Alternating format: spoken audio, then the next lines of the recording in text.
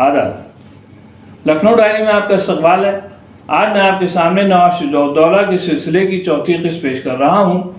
تیسری قسط میں نے انگریزوں اور نواب شجاع الدولہ کے بیچ ہونے والے 2 معاہدوں کا ذکر کیا تھا۔ اب چوتھی قسط میں دیگر حالات بیان کر رہا ہوں، ملاحظہ فرمائیے۔ نواب شجاع الدولہ نے 1774 میں روہیل کھنڈ کو فتح کرنے کا منصوبہ بنایا اور اپنی فوج کے ہمراہ فروخ آباد پہنچے۔ نواب مظفر جنگ نے ان کا استقبال کیا۔ کچھ دن یہاں آرام کرنے کے بعد نواب شجاع الدولہ اٹاوہ پہنچے اور معمولی لڑائی کے بعد اٹاوہ پر قبضہ کر لیا۔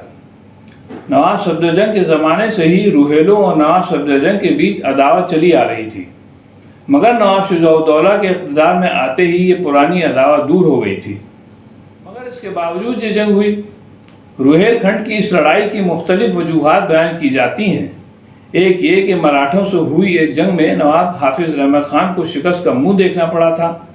مراٹھوں سے نجات دلانے کے لیے نواب شجاع الدولہ نے اپنے خزانے سے 40 لاکھ روپے مراٹھا سردار کو ادا کیے تھے، جو کہ حافظ رحمت خان کی طرف سے تھے۔ دوسرے یہ کہ نواب شجاع الدولہ نے دوآبا کا علاقہ مراٹھوں سے بزور شمشیر چھین لیا تھا، جو انہوں نے پٹھانوں کو شکست دے کر حاصل کیا تھا۔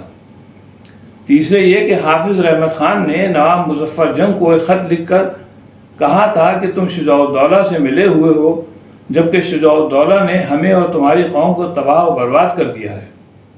نواب مظفر جنگ نے وہ خط نواب شجاع الدولہ کے روبرو پیش کر دیا تھا، جس کو پڑھ کر نواب کو غصہ آیا اور انہوں نے اپنے لشکر کو حکم دیا کہ وہ روہیل کھنڈ کی طرف کوچ کرے۔ نواب شجاع الدولہ نے جنگ سے پہلے حافظ رحمت خان کو خط لکھا کہ اس جنگ کو ٹالنے کا ایک ہی راستہ ہے، وہ یہ کہ وہ 40 لاکھ روپے کی رقم واپس کر دی جائے جو انہوں نے پٹھانوں کی آبرو بچانے کے لیے دی تھی۔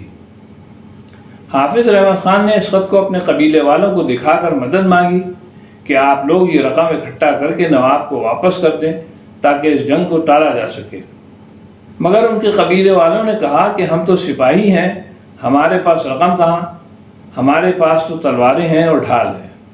خط کا جواب نہ ملنے کی وجہ سے نواب شجاع الدولہ اپنی فوج کے ہمراہ 23 اپریل 1774 میں روہیل کھنڈ کے ایک گاؤں لاکھی کھیڑا کے میدان میں خیمہ زن ہو گئے۔ حافظ رحمت بھی اپنی فوج کے ساتھ مقابلے پر نکلے۔ نواب شجاع الدولہ کی فوج میں ایک انگریز بٹالین بھی تھی، جس کی کمان جنرل جیکسن کے ہاتھ میں تھی۔ جنگ کا آغاز ہوتے ہی نواب شجاع الدولہ کے حکم سے توپیں گرجنے لگی۔ روہیلہ اپنی عادت کے مطابق اچانک حملہ آور ہوئے اور توپوں پر جا پڑے، مگر وہ توپوں پر قبضہ نہ کر سکے۔ حافظ رحمت خان اپنی فوجی دستے کے ساتھ حملہ آور ہوئے۔ وہ چاہتے تھے کہ کسی طرح نواب شجاع الدولہ کے قریب پہنچ جائیں، مگر ایسا نہ ہو سکا۔ توپ کے گولے کی زد میں آ کر حافظ رحمت خان زخمی ہو گئے۔ نواب شجاع الدولہ کی فوج کا ایک سپاہی مرتضیٰ خان رسالدار آگے بڑھا اور زخمی حافظ رحمت خان کا سر کاٹ کے نواب کی خدمت میں پیش کر دیا۔ حافظ رحمت خان کے مارے جانے کی خبر ملتے ہی ان کی فوج بھاگ کھڑی ہوئی۔ اس جنگ میں فتح حاصل کرنے کے بعد نواب ہاتھی سے اترے اور شکر کا سجدہ ادا کیا۔ اس کے بعد حافظ رحمت خان کے سر کو دیکھ کر فرمایا، خدا جانتا ہے کہ میں ایسا انجام تمہارے لیے نہیں چاہتا تھا۔ روہیلوں کو فتح حاصل کرنے کے بعد نواب شجاع الدولہ بسولی میں جا کر خیمہ زن ہو گئے۔ کچھ دن بعد وہاں سے چل کر فیض آباد آئے۔ اس بیچ ان کی ران میں ایک موذی دانہ نکل آیا تھا جو دن بدن بڑھتا جا رہا تھا۔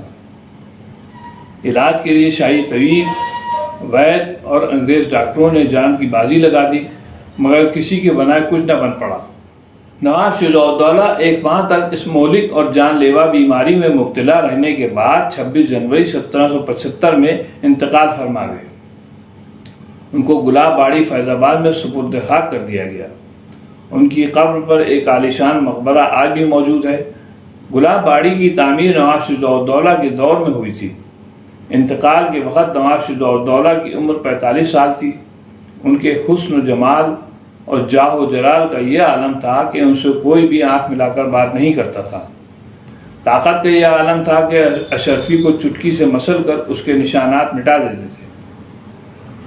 آپ کے عہد میں بکسر کی جنگ سے پہلے اودھ میں 27,000 فوجیوں پر مشتمل ایک بڑی فوج تھی، جس کے سرداروں میں شیخ مرتضیٰ خان، خواجہ اسد خان، یوسف خان، عبد الرحمن خان کندھاری، راجہ بینی بہادر کے علاوہ 2 فرانسیسی افسر بھی تھے۔ انگریزوں سے صلح کے بعد بندیل کھنڈ اور الہ آباد کا علاقہ بھی اودھ میں شامل ہو گیا تھا۔ نواب شجاع الدولہ کے دور میں اودھ کی آمدنی بڑھ کر 2 کروڑ 70 لاکھ روپے سالانہ ہو گئی تھی، جبکہ پہلے یہ 1 کروڑ 15 لاکھ روپے سالانہ تھی۔ یہ تھا مختصر ذکر نواب شجاع الدولہ کا، جن کی بہادری شجاعت کے قائل انگریز بھی تھے۔ بھلے ہی وہ بکسر کی جنگ ہار گئے تھے، مگر ان کی بہادری کی قسمیں انگریز بھی کھاتے تھے۔ نواب شجاع الدولہ نے فیض آباد کو ایسی ترقی دی جس کے نتیجے میں فیض آباد دہلی اور آگرہ سے بھی زیادہ پر رونق ہو گیا تھا۔ شاعر، ادیبوں اور دیگر فنکاروں نے اپنے اپنے علاقوں سے فیض آباد کی طرف ہجرت کی اور فیض آباد میں آ بسے۔ میں اپنی بات کو یہیں پر ختم کرتا ہوں۔ انشاءاللہ جلد ہی اودھ کے چوتھے نواب آصف الدولہ کی تاریخ پیش کی جائے گی۔ تب تک کے لیے اجازت چاہتا ہوں۔ خدا حافظ۔